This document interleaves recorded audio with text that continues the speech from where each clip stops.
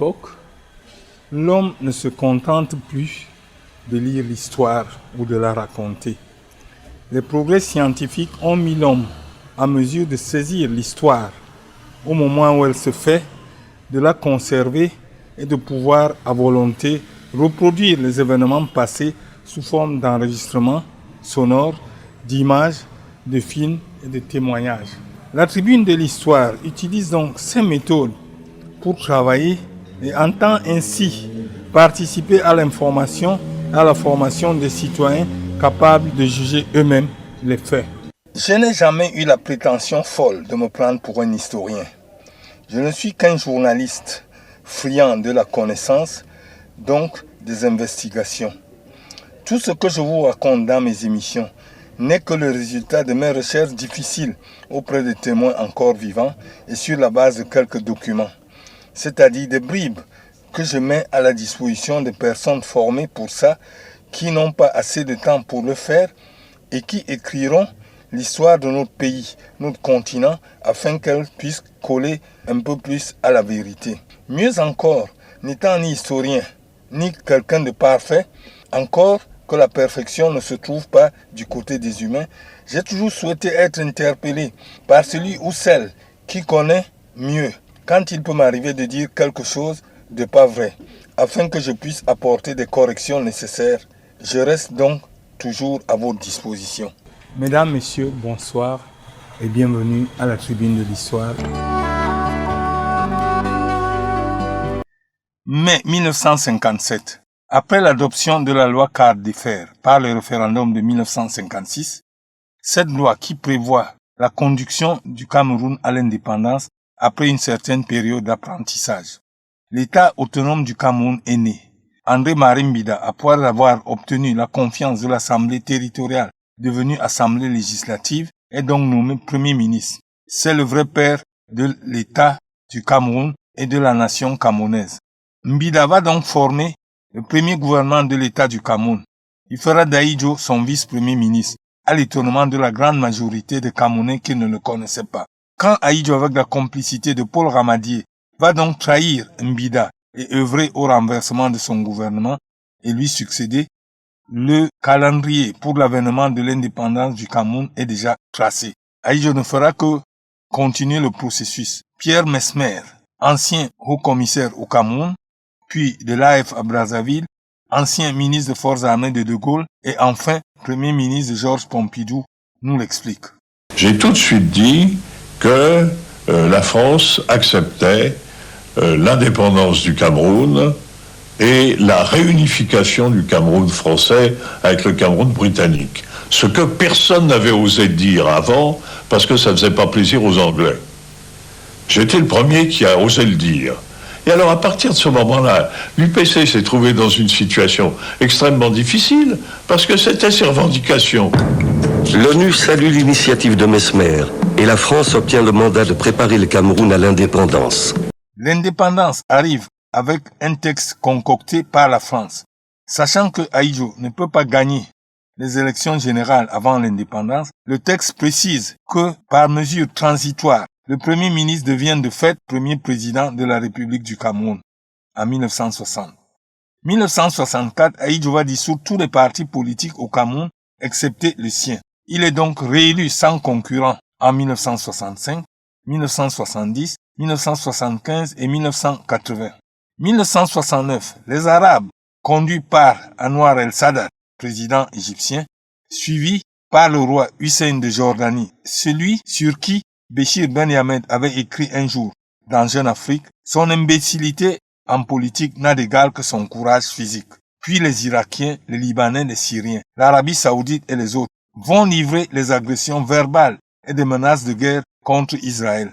Pendant que eux y bavardent et font du bruit, Israël, sous la houlette de Moshe Dayan, son ministre de la Défense, s'arme grandement avec le concours des États-Unis. Si bien que, la veille du lancement prévu des hostilités par les Arabes, Israël, mieux préparé, va clouer au sol 80% du matériel de guerre arabe. La guerre, qui ne durera que 6 jours, va se solder par une victoire écrasante d'Israël et qui, dans la foulée, occupera un bout de territoire de chacun des pays belligérants. Argan, des raisons de sécurité pour son pays. Et ceci pendant des années. Le monde entier va accuser Israël d'avoir fait ce qu'on appelle une guerre préventive et ce qui est condamné par l'histoire. Toutes les résolutions du Conseil de sécurité de l'ONU se prononçant sur le départ d'Israël de ces territoires occupés sont bafouées par ce pays, qui ne croit qu'aux seules résolutions imposées par Tsahal, son armée, se comportant ainsi comme Hitler, qui en 1939 traitait les résolutions de l'ONU de chiffon de papier, et un autre fou, Mussolini, qui disait à la même période, le Vatican, cela fait combien de bataillons? J'ai cité. 1970, les incendies détruisent presque 60% des plantations de café du Brésil. Le produit se raréfie dans le monde. Les producteurs, dont le Cameroun, se frottent des mains, puisque les prix ont augmenté jusqu'à atteindre en 1972 le prix de 2000 francs le kilogramme à Londres, au siège de l'Association internationale des consommateurs de café et de cacao, où se négocient les prix. Les consommateurs, en majorité européens et occidentaux, se sentent étranglés, vont réagir, la France en tête.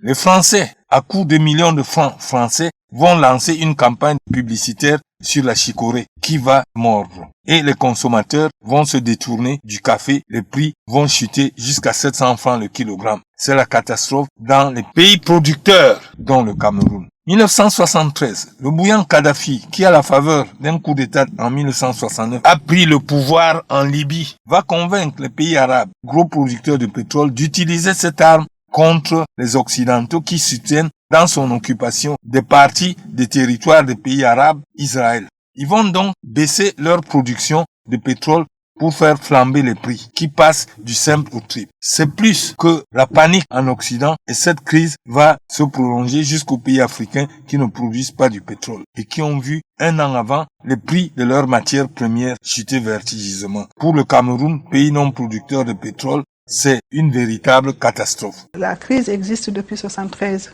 et on a fait en sorte pour que le Cameroun ne le sente pas. C'est ce qu'il a dit. Et c'est vrai que quand nous sommes partis du Cameroun, moi je ne sentais pas qu'il y avait la crise, que ceci, que cela. Comment Mme Ahidjo peut dire que les Camerounais ne sentaient pas la crise? Tous n'habitaient pas comme elle au palais.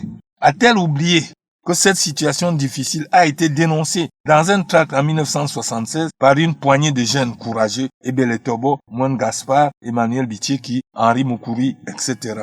Et que cela a entraîné l'embastillement de près de 800 personnes dans les prisons de Tcholire, Yoko, Mantoum. Parmi ces personnes embastillées, il y avait des amis, des parents et même des vieux planteurs des villages. Leurs fautes, on supposait qu'ils étaient au courant du geste de ces jeunes qui avaient commis un crime pour Ahidjo et n'avaient pas signalé à la police. Un de ces cas les plus flagrants est celui de Ngalendongo Rité.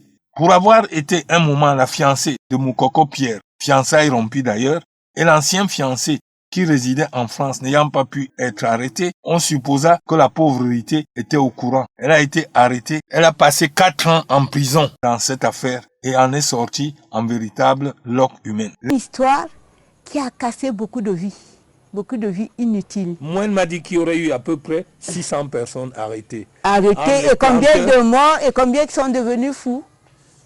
Je n'ai jamais pensé à me suicider, mais un jour j'ai pensé à me suicider. Parce que je n'aime pas me retrouver dans des histoires bizarres. Et c'est comme ça que j'ai rompu avec mon coco. Mon coco est revenu, il dit qu'il me pousse, je dis que tu es malade. Je t'en veux à mort, je peux te poignarder un jour. Mon coco est revenu de France, il t'a trouvé donc hémiplégique. Hémiplégique. Et il a tenu quand même à vouloir épouser. Je lui ai dit que mon ami, quand on agit avec autant de légèreté, on n'a pas le droit de sacrifier une jeunesse comme ça. Moi n'avait pas la maturité nécessaire pour diriger un mouvement de jeunes. Je le lui ai dit. Commandant Malirama Oum. C'est Maria Kayalebe qui devait diriger ces trucs parce que c'est une fille qui était formée. On a été en France, on a fait mai 61 ensemble. C'est une femme qui a fait normal sup. Avec elle, j'ai connu des gens de normal sup. Les derniers libérés de cette mauvaise aventure l'ont été après 7 ans en 1983 grâce à l'arrivée de Paul Biya au pouvoir. Et Madame Ahidjo d'ajouter, reprenant ainsi que son mari l'avait dit lors de son départ du pouvoir. Il apprenait que ça allait mal au Cameroun, que ça dégringolait, que le Cameroun était en train de... Je vous ai dit, il a entendu à RFI une fois, il a fait une crise de nerfs parce que le Cameroun était devenu un pays à plus haut risque que le Tchad à l'époque, hein, et que le Cameroun était à genoux, que le Cameroun était devant la Banque mondiale, que le Cameroun était devant le FMI. C'est là, le jour-là, qu'il m'a fait sa crise de nerfs en me disant, mais comment ils ont fait? Le Cameroun pouvait vivre 10 ans sans problème. Ceci est une contre-vérité due soit à l'ignorance, soit à la mauvaise foi manifeste, à moins que ce ne soit les deux. La vérité est la suivante. En 1975, Ahidjo crée un grand ministère chargé de l'économie et du plan, qui s'occupe désormais de l'industrialisation et de toute l'économie du Cameroun. À sa tête, il place Youssoufa Daouda, un ingénieur agricole, sorti de l'école, et n'a occupé qu'un seul poste avant celui de ministre, c'est-à-dire le poste de directeur des sports au ministère de la Jeunesse et des Sports. À la même période, il va nommer Amadou Bello, ancien sous-préfet de Poli, ayant passé 3 ans au ministère du Plan, PDG de la Société nationale d'investissement, qui s'occupe des financements de l'économie et de l'industrialisation du Cameroun. Les deux personnes ont en commun les qualités suivantes. Ils sont ambitieux, courageux et fougueux. Mais ces qualités ne riment pas forcément avec compétence et rigueur. À titre d'exemple, Amadou Bello est administrateur ou PCA dans 13 sociétés dans lesquelles la SNI est actionnaire. Les sociétés doivent tenir, selon la loi, au moins 2 conseils d'administration réglementaires par an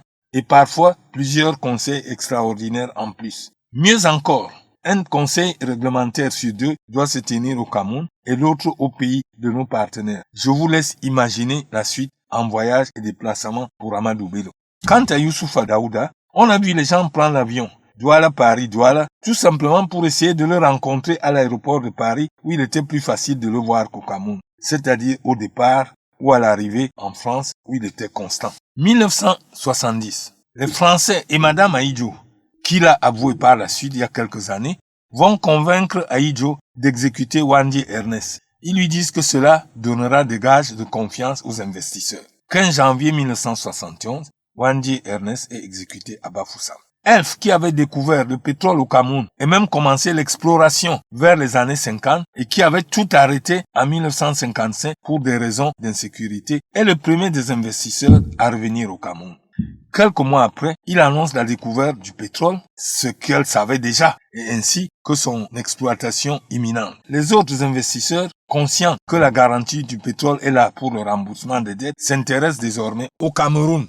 Youssoufa Daouda et Amadou Bello, soutenus par Ahidjo, vont donc se lancer dans la construction des sociétés avec des prêts tous azimuts, sur la base des études erronées et mal faites. Par exemple, on va construire la Cellucam qui va fabriquer la pâte à papier avec un prêt de 75 milliards, remboursable sur 20 ans avec un différé de 13 ans à partir de 1987. L'usine terminée en 1978, notre partenaire norvégien chargé de la commercialisation de la pâte à papier après essai du produit annonce que le produit fini n'est pas bon et ne peut trouver d'acquéreur sur le plan international. On va donc refermer l'usine. C'est important, on va refermer l'usine sans qu'elle n'ait fonctionné. Mais le Cameroun doit rembourser la dette sur 20 ans à partir de 1987 et ajouter à la dévaluation du franc CFA qui arrivera en 1992. C'est donc près de 150 milliards que le Cameroun remboursera pour une usine qui ne produit rien. La même chose pour la Socamé, dont le prêt obtenu est de 40 milliards de francs, censé produire les engrais.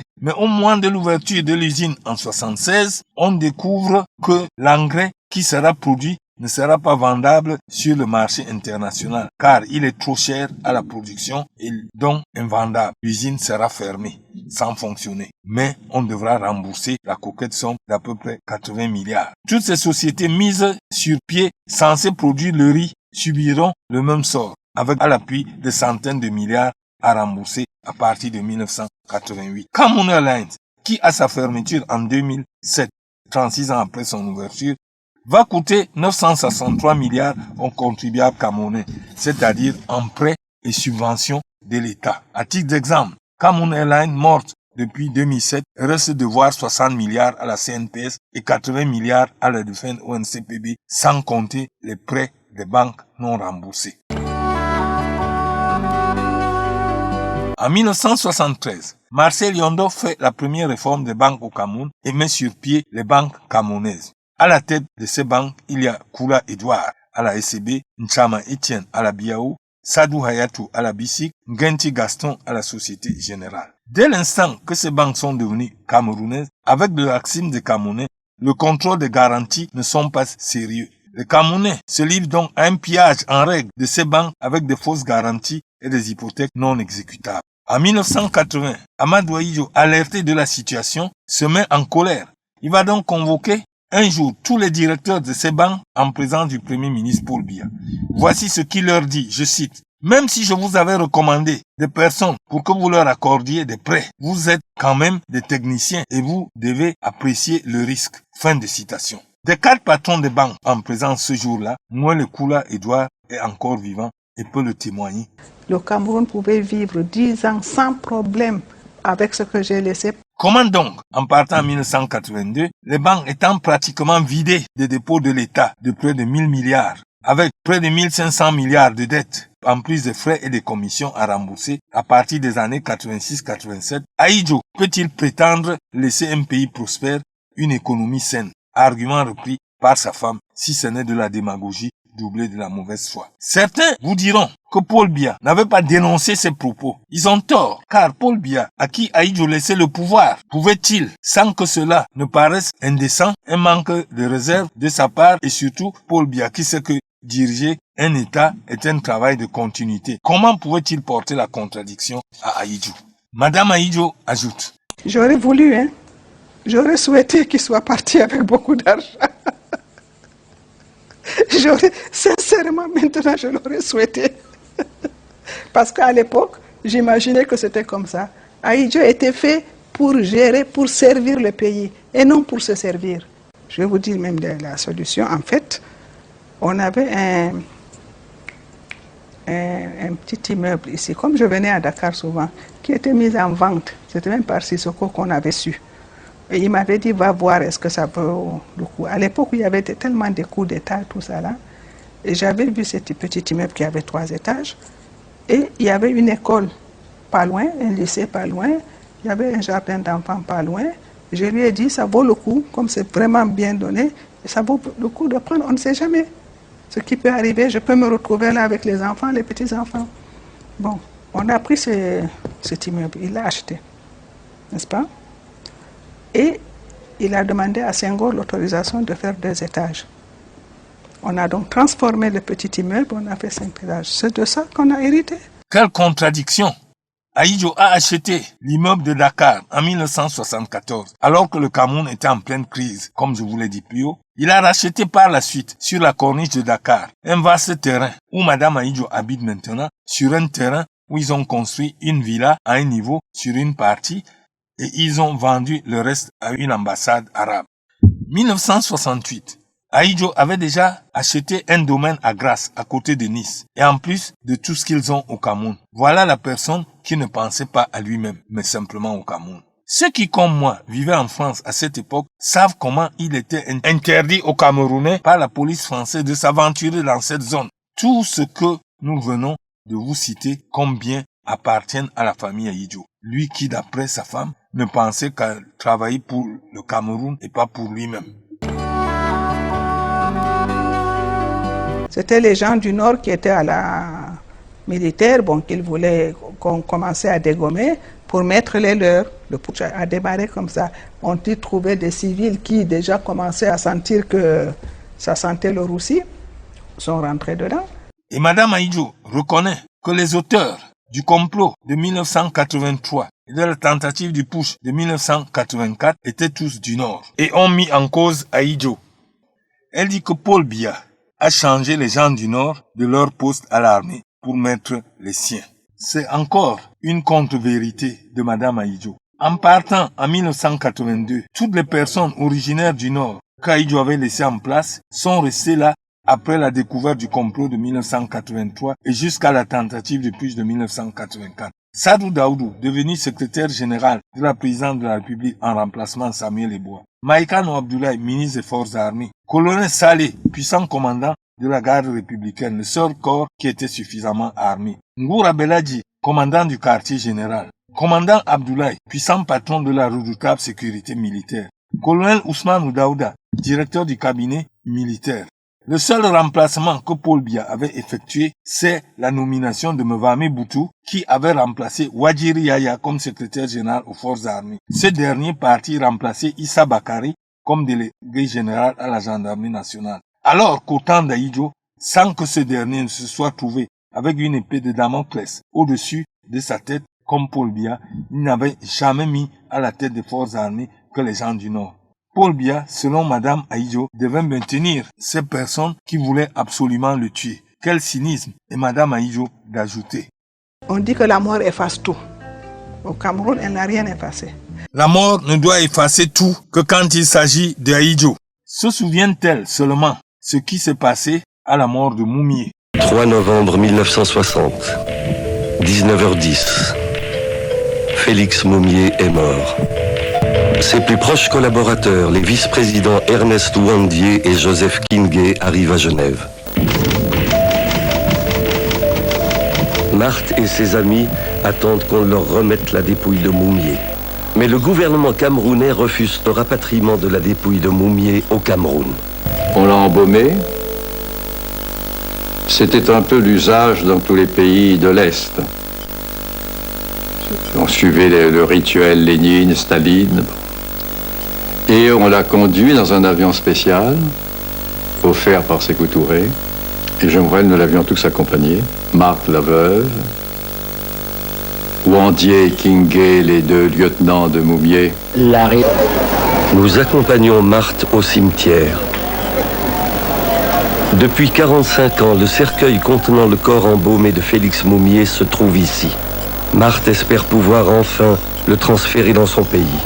Pour la première fois depuis sa détention, Marthe se rend sur la tombe de son mari. Elle fait alors une terrible découverte. Ça c'est ouvert, ce n'était pas ouvert comme ça.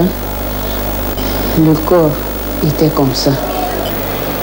Il y avait 2 cercueils français ici et le cercueil de Moumié était là.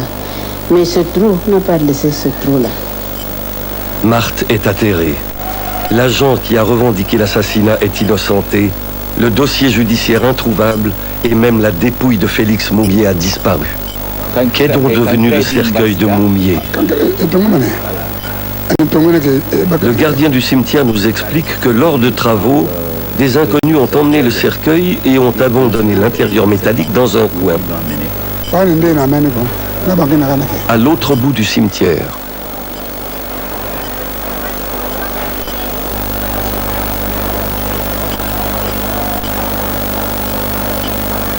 Ici.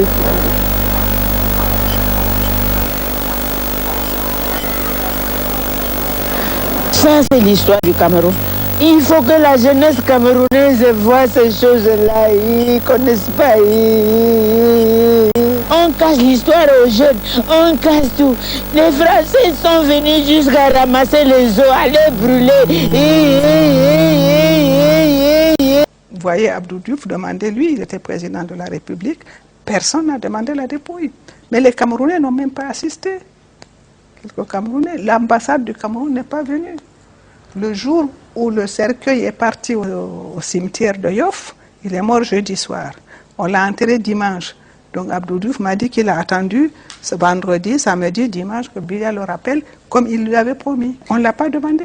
Madame Ahidjo prétend que Paul Biya n'a rien fait pour le retour du corps de son mari au Cameroun et cite le président Abdou Diouf chaque fois comme témoin. Nous avons rencontré plusieurs fois le président Abdou Diouf et la dernière fois c'était en 2010 au sommet de la francophonie à Montreux en Suisse. Il regrette que Madame Ahidjo, dans sa tourmente, ne présente pas les faits d'une manière exacte. Sa version des faits est la suivante. Quand il a appelé Paul Biya pour lui annoncer la mort d'Ahidjo, ce dernier lui a répondu ceci. Que lui, Abdou Diouf, et lui, Paul Biya, sont tous 2 anciens de l'IHEM, Institut de hautes études d'outre-mer, celle qui a remplacé l'École nationale de la France d'outre-mer par le bon vouloir du général de Gaulle. Que tous 2 ont fait du droit et que Abdou Diouf sait bien que toute décision sur le plan du droit sur le corps d'Ahidjo appartient à sa femme. que lui, Paul Biya, est prêt à mettre tout à la disposition de Madame Ahidjo pour le retour du corps de son mari au Cameroun. Que, connaissant la haine que Madame Ahidjo voue à son endroit, il ne prendrait pas l'initiative sur cette affaire. Il risquerait de se faire humilier par Madame Ahidjo, qui utiliserait le chantage en refusant le retour de ce corps. On a vu il n'y a pas si longtemps comment Madame Mugabe a utilisé le chantage auprès du gouvernement zimbabwéen sur le corps de son mari. Abdou Diouf dit avoir compris la position de Paul Biya, qui est normale. Mais Madame Ahidjo est restée intransigeante que c'est Paul Biya qui doit prendre la décision. Paul Biya a d'ailleurs joint la parole aux actes. Nous avons retrouvé dans le cahier de consigne de l'aéroport international de Douala cette consigne du 1er décembre 1989. Sur haute instruction de la présidence de la République, favoriser le départ pour Dakar de tous les membres de la famille de l'ancien président de la République unie du Cameroun, afin qu'ils s'y retrouvent et organiser les obsèques de ce dernier. Communiqué signé par Feu Denis Ekani, secrétaire d'État à l'Intérieur. Que dit le droit à ce sujet? Je suis venu maintenant vous voir pour que vous apportiez votre point de vue sur ce que dit le droit. Le problème entre Mme Ahidjo et le président Biya sur les soi-disant obsèques de son mari, sur l'amnistie et tout. La première chose que je vous demandais, sur le plan droit, que dit exactement le droit, à qui appartient l'initiative de l'inhumation, des obsèques et tout, quand quelqu'un meurt? Tout à fait. Pour répondre à votre question, je suis moi-même acteur de la société civile, donc j'ai vu un peu tous ces questionnements sur ce débat qui me semble être un débat obsolète du fait que le droit l'a tranché depuis fort longtemps. Du fait que le droit l'a tranché, pour répondre très sincèrement à votre question, il faut savoir que on a soi-même le droit ou le devoir ou même la possibilité de prévoir ses obsèques. Par un testament. Par un testament. On peut tester. C'est vrai qu'on a des difficultés chez nous avec l'existence du testament oral, qui n'existe pas ailleurs, mais on peut tester et dire comment on voudrait qu'après soi, ces obsèques soient organisées. Ça, c'est la première. Ici, on n'accepte pas le testament oral. Tout à fait. Et dans la seconde hypothèse, on n'a rien dit. On n'a pas fait de testament. On a laissé le soin aux autres d'organiser les obsèques. Ces obsèques reviennent, lorsqu'on n'a plus une fonction publique, reviennent à la famille. C'est-à-dire que vous verrez, même quand on a une fonction publique, c'est la famille qui est au centre de l'organisation des obsèques. Maintenant, cette famille peut s'associer. Associer à l'État. Oui, peut s'associer à l'État, à d'autres institutions. Vous avez vu, même dans nos familles, parfois on fait venir telle structure, parfois on se fait aider par telle autre, parce que ces associations, ces structures viennent en appui pour la solennité et pour que la personne qui est décédée peut-être rentre dans les honneurs qui doivent lui être dus. Madame Ahidjo prétend que son mari n'a jamais été réhabilité.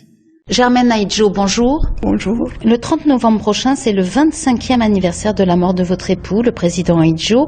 Il est toujours enterré au cimetière de Yoff, à Dakar. Oui.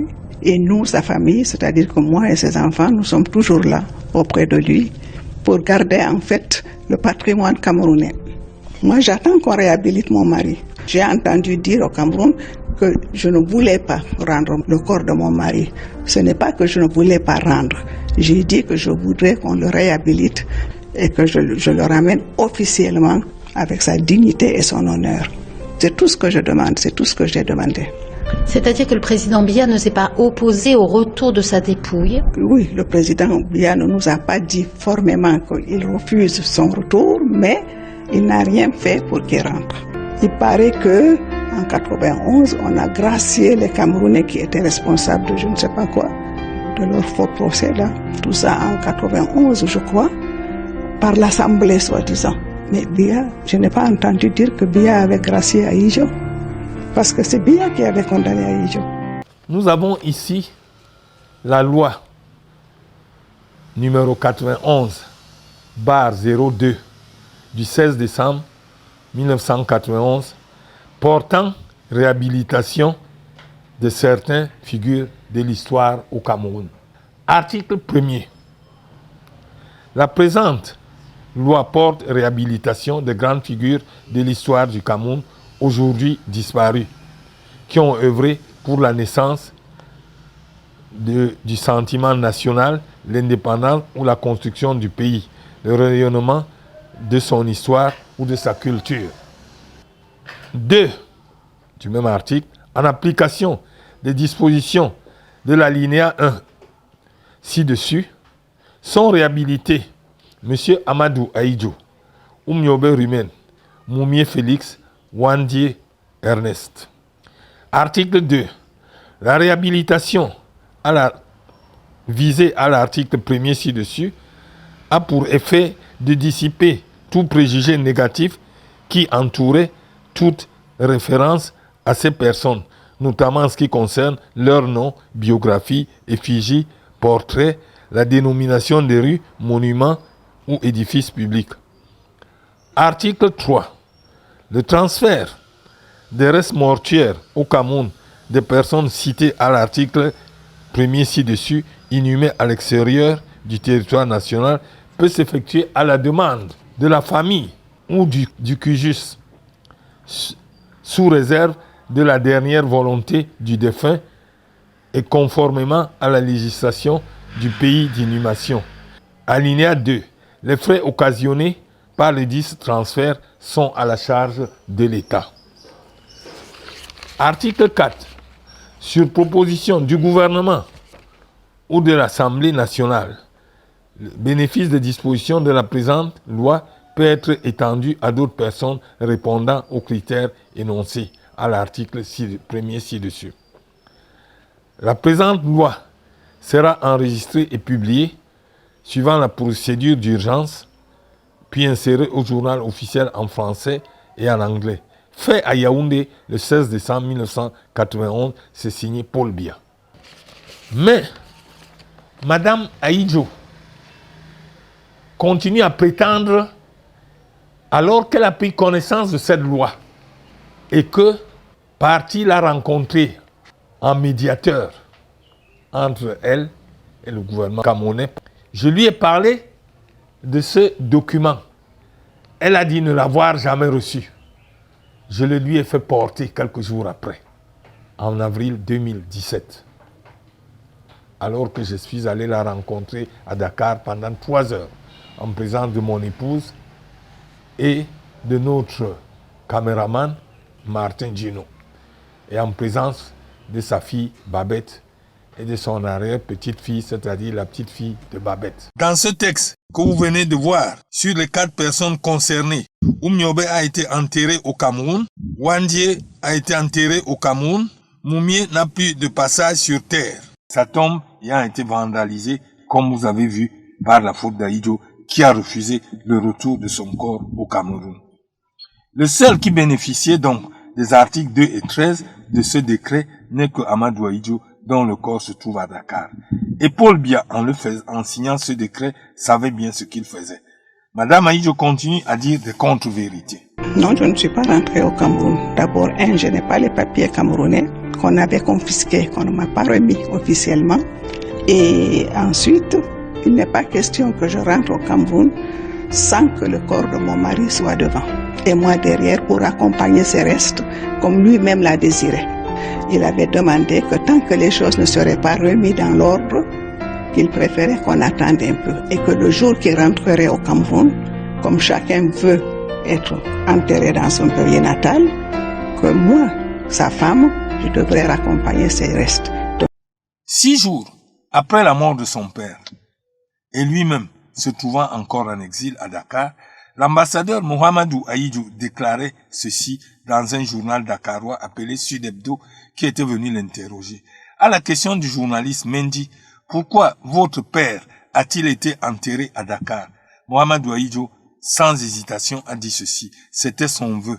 Il avait dit avant de mourir. À une autre question du journaliste Mendy qui insistait en ajoutant, pourtant il paraîtrait que c'est Paul Biya qui a refusé le retour du corps au Cameroun Mohamedou Ahidjo a répondu, ça je ne le sais pas, je n'en ai jamais entendu parler. Demandez donc à ceux qui le disent de vous en fournir la preuve. C'est le fils aîné d'Amadou Ahidjo qui le dit. Madame Awa Bokoum, nièce de Amadou Ahidjo, fille de son cousin Barema Bokoum, ancien député maire de Mopti et puissant ministre des Affaires étrangères de Modibo Keïta, qui a toujours été en permanence et qui continue à faire plusieurs séjours à Dakar depuis que les Ahidjo s'y étaient installés jusqu'aujourd'hui. À titre d'information, c'est elle qui a servi de contact entre Madame Ahidjo et moi. Elle m'a déclaré ceci devant témoins. Tonton, c'est-à-dire Ahidjo, disait toujours que même mort, ses pieds ne doivent plus jamais toucher le Cameroun. D'autre part, Ahidjo était musulman, très pratiquant. Il a fait 3 pèlerinages à la Mecque et donc 3 fois El Hajj. Que dit la religion sur ce sujet? Un témoignage, une voix autorisée de la religion islamique, celle de l'imam de la mosquée centrale de Nebel-Douala. بسم الله الرحمن الرحيم الحمد لله رب العالمين اللهم صل على أشرف المرسلين سيدنا ومولانا محمد الفاتح الخاتم وعلى آله وصحبه وسلم. Oui, merci monsieur Andy, je vous remercie beaucoup de m'avoir posé cette question. C'est une question bien simple à répondre et que tout autre érudit en islam peut la répondre. Dans l'authenticité de l'islam, comme on le sait, il y a un verset coranique qui dit وَمَا تَدْرِي نَفْسٌ بِأَيِّ أَرْضٍ تَمُوتُ, c'est-à-dire l'âme, toute âme ne sait pas dans quelle terre ou dans quel pays elle sera ensevelie, où elle va mourir. Ça veut dire que Allah déjà a tout programmé. Vous pouvez être né ici et mourir de l'autre côté. Et votre terre c'est là-bas, c'est ce qu'on dit. Être là-bas et puis ce soit de l'autre côté et que votre terre c'est ici, on vous enterre ici. À chaque fois pour un musulman où la personne meurt, c'est ça l'authentique, on l'enterre là. Et dès qu'on l'enterre, on ne peut pas déterrer dans son authenticité. Mais il y a souvent des cas de nécessité. Mais ça, ce n'est même pas une nécessité de plaisir, non. On peut enterrer quelqu'un quelque part et que on se dit qu'il y aura une érosion dans ce lieu-là. Ça risque peut-être d'éterrer, faire ouvrir le corps du mort. Ou bien, il y a peut-être séisme, la partie n'est pas glissante, elle n'est pas bonne. On change d'endroit un tout petit peu. Là, c'est une nécessité. Il n'y a pas de problème. Et aussi les cas, par exemple, certains cimetières qui ont fait peut-être plus de 50 ans. Qu'on a cassé. Voilà, et qu'on a cassé tout ça. Ces eaux-là, pour utiliser encore l'endroit, on peut réunir les eaux de certains tombeaux, mettre ça dans une tombe et refermer. Plus de 50 ans, je dis bien. Par exemple, si on prend les années 50, nos morts des années 50, on pourrait faire ça. Mais une personne déjà qui est normalement enterrée, quelque part, et qu'on dise que juste pour le plaisir ou bien pour je ne sais pas quoi, déterrer et amener quelque part, bon, cela est vraiment n'est pas appréciable dans l'islam. Parce que c'est ce qu'on a vu. Le messager est né à Médine, à la Mecque. Mais il est décédé à Médine. Et c'est là où on l'a enterré. On ne l'a pas ramené à la Mecque, où il est né. Imam Ali, par exemple, il est né à la Mecque. Il est décédé ailleurs. On l'a enterré là-bas. Donc, tous nos imams, où ils meurent, c'est là où on les enterre et on laisse là. Et on va visiter leurs tombes partout où ils sont. Pas seulement à la ville natale. C'est-à-dire donc, déterrer un mort et l'amener ailleurs n'est pas appréciable en islam. D'autre part, Madame Ahidjo précise. J'ai dit que je voudrais qu'on le réhabilite et que je le ramène officiellement avec sa dignité et son honneur. Ahidjo, condamné à perpétuité en 1983 et à mort en 1984, peine commuée par Paul Biya à la perpétuité et déchu de tous ses droits civiques, même réhabilité par la grâce présidentielle. Madame Ahidjo est-elle fondée sur ces exigences? Revenant plus particulièrement sur le cas de l'ancien président Ahidjo, effectivement, comme vous l'aviez évoqué et comme ça s'est dit dans d'autres émissions, Il faut savoir que le président Ahidjo a été condamné au Cameroun. Deux fois. À mort par contumace. Par contumace. Et puis il a été justement, ces condamnations à mort, il y avait aussi la déchéance sur un certain nombre de choses, notamment sur les décorations, sur les fonctions, bref, sur tout ce qu'il avait eu comme honneur auparavant. Et vous savez que les effets de l'amnistie, selon l'article 73 de notre code pénal, effectivement, sont clairs là-dessus. C'est vrai que l'amnistie efface la condamnation pénale et les peines accessoires. Mais on le dit sauf disposition contraire, c'est-à-dire s'il n'y a pas un texte particulier. Vous avez cet article 73 que vous me permettrez de donner quelques élucubrations là-dessus, qui dit par exemple qu'elle n'est pas applicable aux frais dus au trésor si la condamnation est devenue définitive. C'est peut-être pas votre préoccupation. Si, c'est ma préoccupation, c'est-à-dire on ne vous rembourse pas. Tout à fait. Tout à fait. Et c'est ça aussi. Les frais à bas de confiscation déjà versés par le condamné restent acquis au trésor. On ne peut pas rembourser. Et on va plus loin, on vous dit, sauf disposition contraire, elle ne restitue pas d'office. Et c'est là où ça commence à être intéressant. Les décorations et ne réintègrent pas de plein droit dans les ordres dont l'amnistie serait déchue. On va plus loin. On ne réintègre pas d'office. On va plus loin, sauf disposition contraire, elle ne réintègre pas de plein droit dans les fonctions ou emplois publics, grades, offices publics ou ministériels et ne donne pas lieu à reconstitution des carrières. C'est-à-dire que Mme Ahidjo ne peut pas se baser sur le fait que son mari était président pour demander qu'on lui rende les honneurs parce qu'il a été président. Moi, je veux aller plus loin, monsieur Bidi. Il faut savoir, monsieur, le président Ahidjo a été enterré.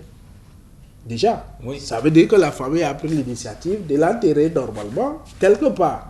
Et que ce qui pourrait être fait, c'est de le ramener dans son pays d'origine.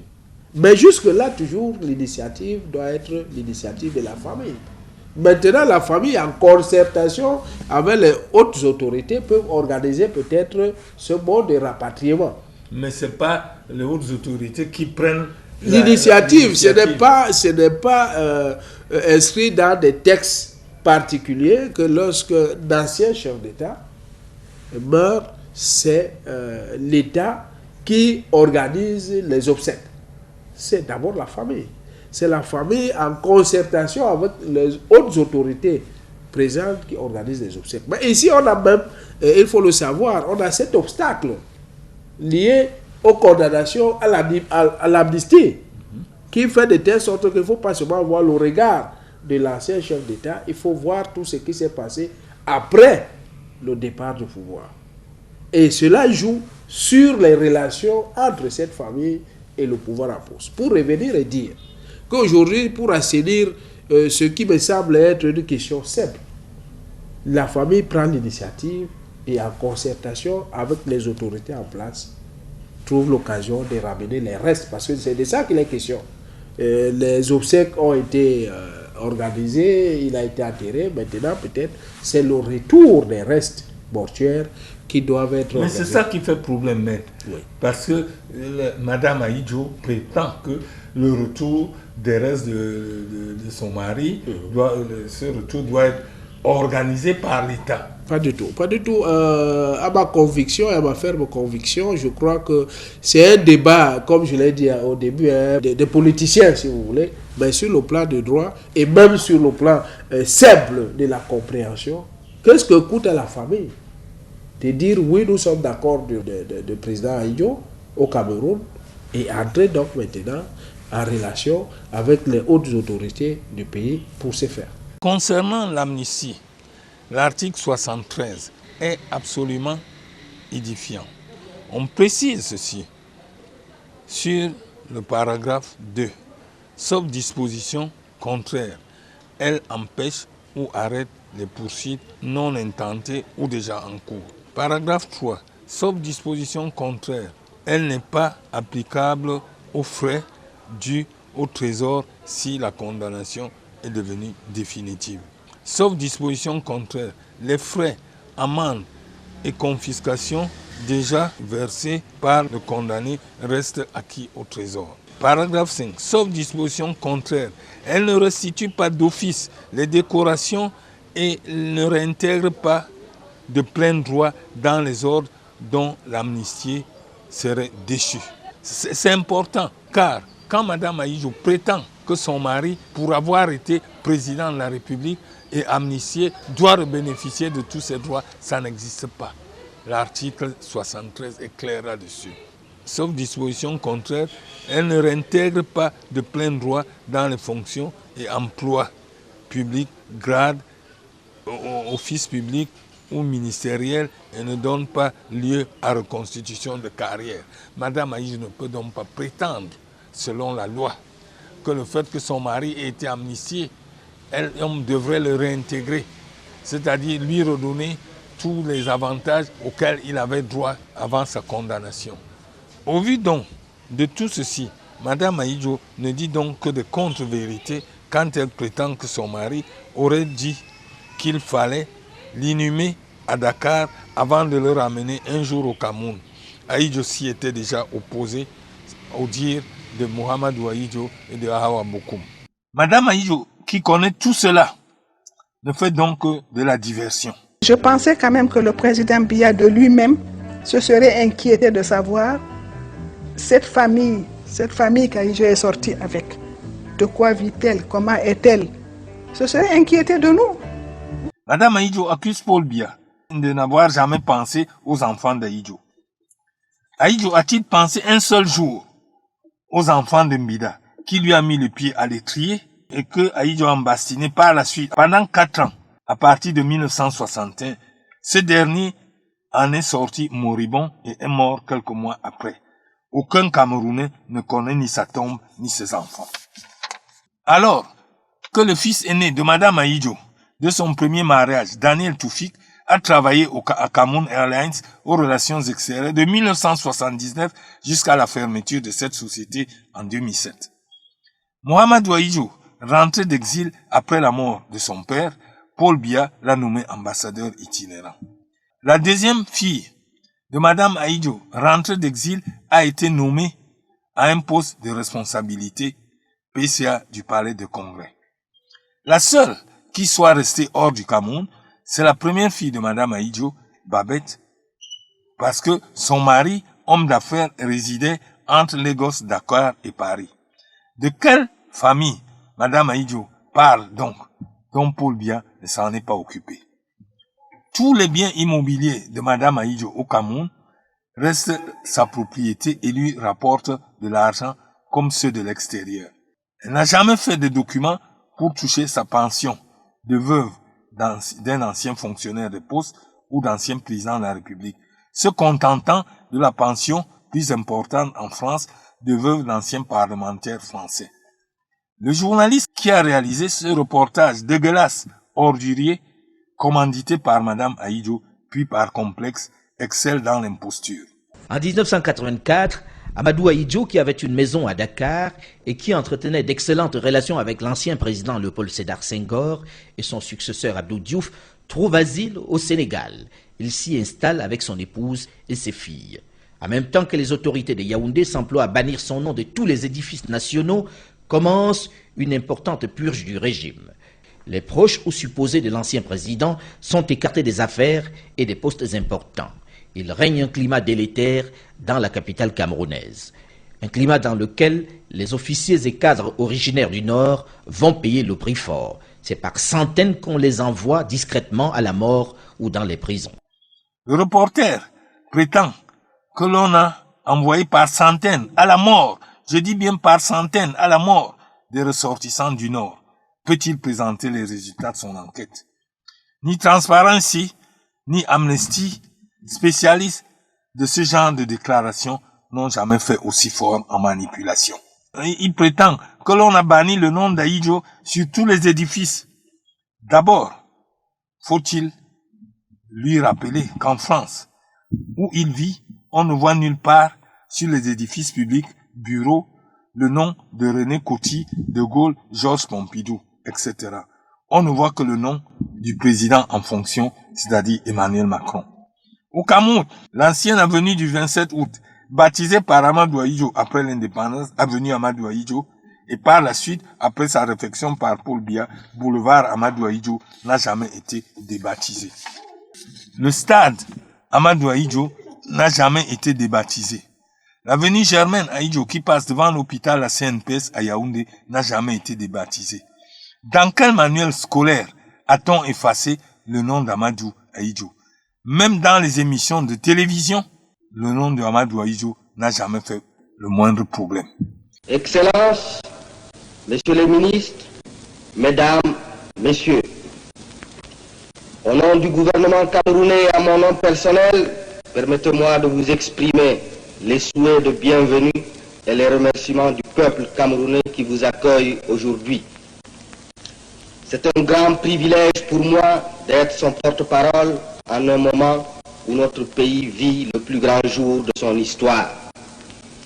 Après plus de 40 années de séparation, nous reformons aujourd'hui une même famille, une même nation, un même État. Que ce jour heureux soit un jour d'allégresse pour tous les Camerounais qui croient dans leur pays, qui aiment leur patrie. En moins de 2 ans, ils auront atteint les 2 objectifs essentiels qu'ils s'étaient fixés, l'indépendance et la réunification. Pour les 10 années écoulées, nous avons constamment privilégié ce qui nous unit. C'est ainsi que tout ce qui pouvait être fait l'a été pour consolider toujours davantage l'intégration économique et sociale de la nation et harmoniser les conditions de vie et les chances de développement sur les 2 rives du Mungo. Il termine en disant que de nombreuses personnalités du monde entier sont venues à Dakar rendre un dernier hommage à Ahidjo. Je me trouvais à Dakar, en mission, travaillant pour Africasie à l'époque, lors du décès d'Amadou Ahidjo.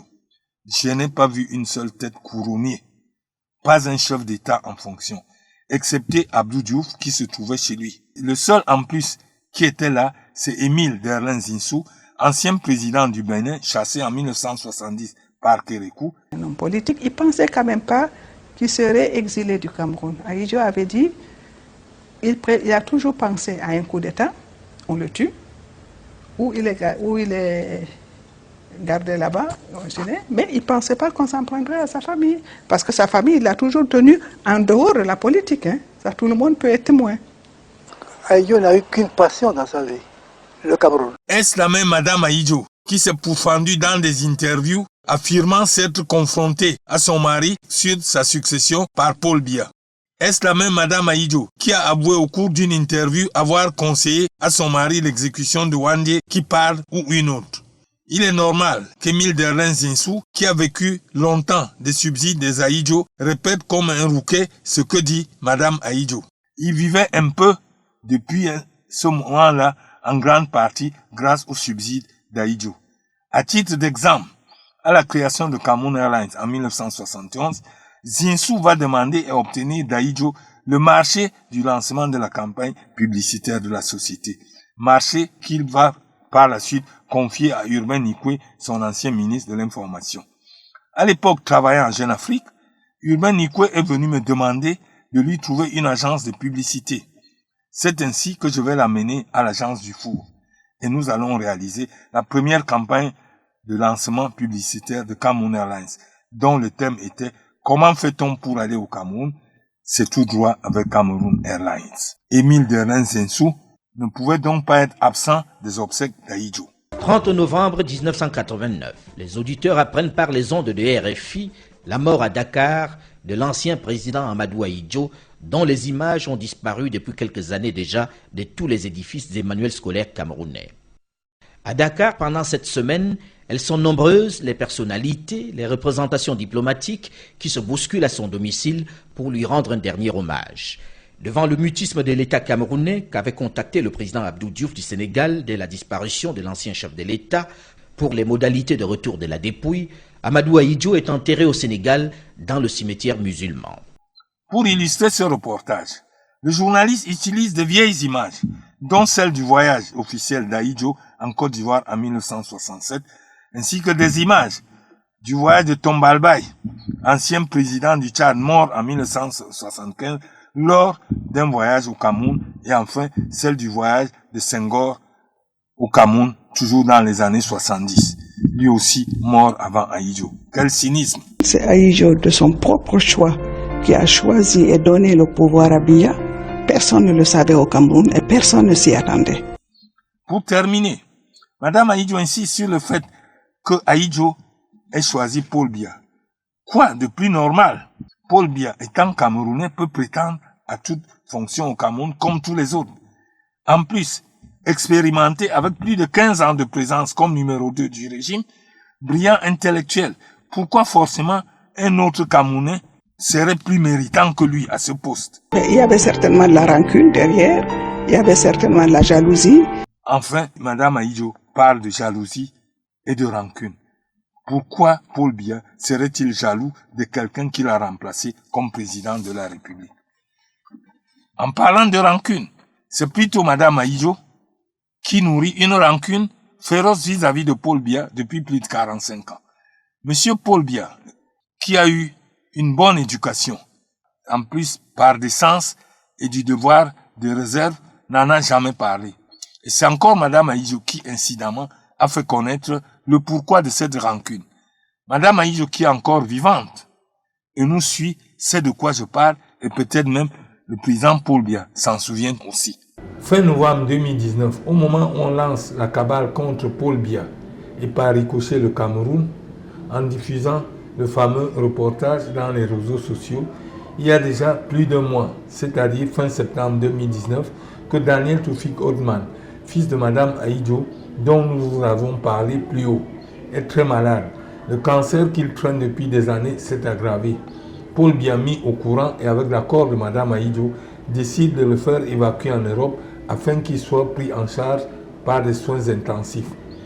Madame Ahidjo choisit l'hôpital de Nice, puisqu'elle est installée dans son domaine de Grasse, près de Nice, qu'Ahidjo avait acquis depuis 1968. La proximité de Grasse à Nice lui permettra de l'assister. Vendredi 29 novembre, au moment où le reportage passe dans les chaînes de télévision complices du journaliste qu'il a réalisé, Daniel Toufik agonise et va décéder le 1er décembre. On l'annonce à Paul Biya et toujours avec l'accord de Madame Ahidjo, il décide le rapatriement du corps. Et Madame Ahidjo demande que Daniel soit inhumé à Mokolo, dans le village de sa grand-mère maternelle. Puisque Madame Ahidjo, sa maman, était de Mokolo et que son père était corse. L'avion mis à la disposition par Paul Biya va donc partir de Nice pour Mokolo, avec escale à Yaoundé et à Maroua. À bord, les membres de la famille qui souhaitent prendre part aux obsèques. Seule Madame Ahidjo est absente, puisque malade, elle dit ne pas pouvoir supporter le voyage. De Nice en avion jusqu'à Maroua et en voiture jusqu'à Mokolo, tout ceci est à la charge de Paul Biya. Mieux, il a fait refaire la maison de Madame Ahidjo à Mokolo ainsi que celle de sa femelle, afin que des personnes qui viendraient aux obsèques soient accueillies dignement. Il faut préciser que Paul Biya a instruit son directeur de cabinet civil que tous ces frais proviennent de ses fonds propres et non du budget de l'État. Après tout cela, Madame Ahidjo a remercié, je cite, très sincèrement Paul Biya. Tout ceci pour rappeler à tous ceux qui utilisent le stylo et le micro d'une manière pas objective contre leurs différents pays pour avoir été payés et par complexe d'infériorité vis-à-vis des étrangers qui les emploient, doivent savoir que la roue de l'histoire, qui ne s'arrête jamais de tourner, les rattrapera toujours et les confondra devant les Africains et l'histoire. Cette émission n'est donc autre chose que l'autopsie d'une imposture qui dure depuis longtemps et qui est l'œuvre de personnes sachant manier l'amalgame, le mensonge et la mauvaise foi pour tenter de déstabiliser Paul Biya et le Cameroun. Et quand on sait qu'après tout ceci, le journaliste qui a réalisé ce reportage ne rate jamais l'occasion, quand cela se présente, d'aller profiter des gentillesses du palais de Toudi, on est tous surpris. D'ailleurs, pourquoi le serions-nous? Il n'est pas seul dans ce cas. Un autre journaliste s'occupant d'un journal papier qui avait lui aussi repris en son temps ce reportage et l'a rangé encore plus haineux, est lui aussi aujourd'hui maître d'œuvre des albums photos consacré à Chantal et Paul Biya au moindre événement au Cameroun. L'histoire devant coller le plus possible à la vérité. Les humains la trouvent violente et l'apprécient difficilement, sauf quand elle est en leur faveur. J'ai toujours considéré qu'il existait au Cameroun, comme dans tous les pays du monde d'ailleurs, deux catégories de personnes. Dans la première, ceux qui écrivent ou font l'histoire, et dans la deuxième, celles qui ne font que la subir. Pour ma part, j'ai souvent rêvé, avant peut-être d'être réduit à jamais au silence, apporter ma modeste contribution, ne serait-ce qu'à l'écriture d'une demi-ligne de l'histoire que les gens mieux armés que moi laisseront à la postérité. J'ai pu, de par mon métier, mes relations, mes recherches personnelles, mon obstination, être au courant des choses que beaucoup plus aptes et mieux formés que moi ont cherché à connaître, mais malheureusement sans succès. J'ai donc aujourd'hui, je le crois, comme tout un chacun d'ailleurs doit le faire, avant que tout ne se fiche pour lui, le devoir sacré de laisser ces quelques bribes aux spécialistes qui écriront l'histoire pour des générations futures. Devais-je donc, par peur de représailles que prévoient à mon encontre tous ceux et toutes celles à qui je me confie sur mes projets, me taire à jamais et m'en aller sans vous livrer le tout petit peu que j'ai pu connaître ça et là sur le comportement de certains hommes de notre pays? Ou alors, accepter, pour avoir osé vous en parler, que le glaive du châtiment que doivent subir tous ceux qui, fous comme moi, ont toujours cru, et avec raison pourtant, que la liberté de s'exprimer et non le libertinage reste un droit, même quand on se trouve dans la tombe. Le choix, vous en conviendrez, ne pouvait être que vite fait en faveur de la deuxième hypothèse, pour l'homme contestataire opposé à tout ce qui va à l'encontre de la logique que j'ai toujours voulu être.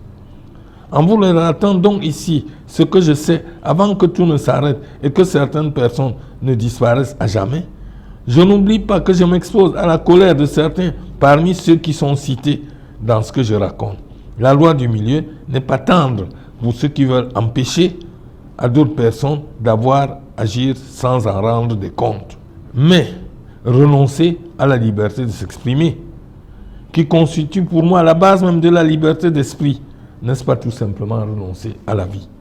Ce que je dis ici n'est pas grand-chose, mais mérite quand même d'être connu, tout en acceptant donc d'avance d'assumer le sort qui sera réservé à ce que je raconte et ce qui pourrait m'arriver par la suite. Je me permets simplement de rappeler à ceux et celles qui se donnent la peine de me suivre que l'histoire ne peut être ni que élogieuse, ni que dénonciatrice, car elle serait dès cet instant inexacte. Car ainsi que je vous le dis, et comme vous le savez vous-même, les hommes passeront, les événements disparaîtront, mais l'histoire, elle demeurera à jamais. Et elle doit donc être rigoureusement exacte.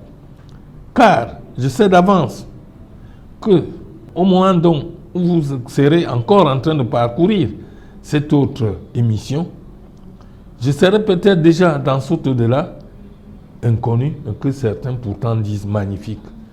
Car je sais d'avance que tous ces courtisans et flatteurs qui tournent autour de ce que je cite, sans pour autant avoir la moindre envie, ni la moindre idée de vouloir leur nuire, mon seul souci n'étant que de chercher à apporter, si possible, un peu d'éclairage à ceux et celles qui écriront l'histoire pour les générations futures, afin qu'elles puissent être moins erronées. Non seulement ces gens, voulant se mettre en évidence auprès de ceux que je cite, mais en plus se transformant en véritables chasseurs de primes, se jeteront à mes trousses, telle une meute de loups affamés à la poursuite d'un gibier sans défense, ce que je suis, pour m'abattre.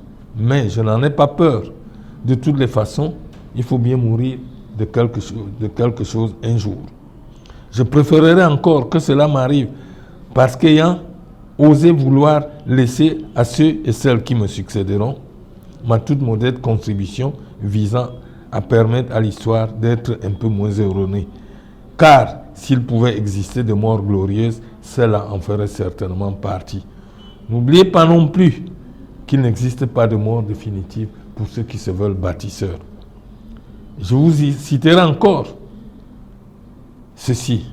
Je n'en voudrais jamais aux compatriotes qui viennent devant l'Organisation des Nations Unies pour tenter de s'opposer à l'émancipation de leur pays, car les documents de l'organisation internationale demeureront dans l'histoire. J'ai cité Oumyobé qui le disait devant la tribune des Nations Unies. Et moi, j'ajouterais simplement ceci, que essayer de m'empêcher de parler aujourd'hui ne fera peut-être que retarder la diffusion des documents de l'histoire que je détiens et que je laisserai à d'autres, mais pas empêcher définitivement leur diffusion. Nous espérons que nous vous avons apporté un éclairage vous permettant de vous faire vous-même un jugement de valeur sur un pan de l'histoire du Cameroun, que vous avez été nombreux à nous suivre et que nous vous retrouverons encore plus nombreux lors des prochaines éditions. Car pour ce soir, la tribune de l'histoire